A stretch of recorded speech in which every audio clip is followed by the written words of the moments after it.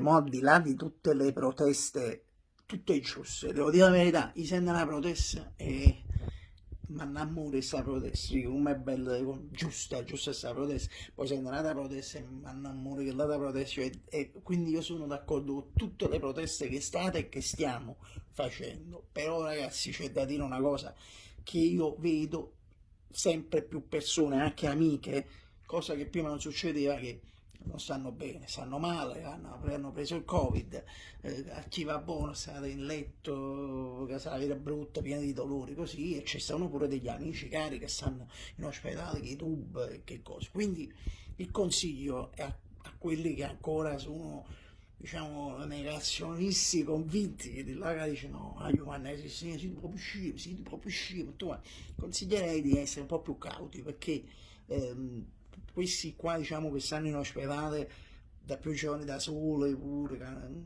che si mettono pure paura, no?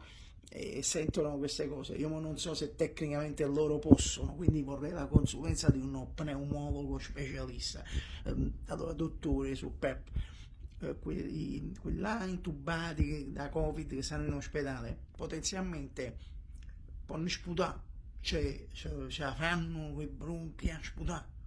Allora, sì, negazionisti, state accorta, perché questi qua che stanno nel letto e sentono dire non esiste niente, no? E se la stanno prendendo brutto, vi sputano in faccia, ma sicuro, cioè nel senso che loro pure si saranno una per un attimo, no? Che non respirano, però riesce a solo a sputare, loro vi sputano in faccia.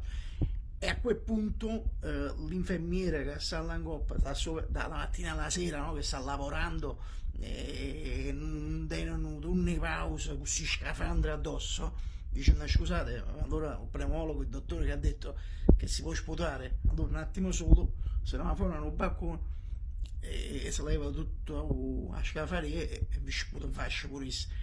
A quel punto il dottore, lo specialista, dice scusate, state sputando tutto quanto, noi siamo da mesi qua sopra che non ci muoviamo e non c'è più, non abbiamo più famiglia, non abbiamo niente praticamente, torniamo la notte stanchissimi, siate sputate voi, noi sputiamo faccia pure noi che abbiamo pure una laurea, non sputiamo, però la laurea loro e poi la sfruttano, sputiamo faccia. Perciò attenzione, cioè se siete invece senza, dice, primo coraggio, diciamo che vogliamo noi, state accorti a passare sotto l'ospedale perché siete riconoscibili. Si sentite, non so, su tutti questi che si sono organizzati.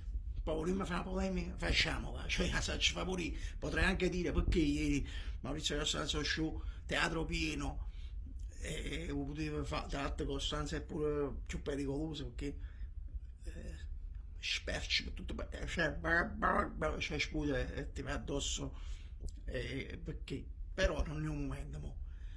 Oppure un momento, non lo so, venite voi, però pensiamo a quello consigli per gli acquisti.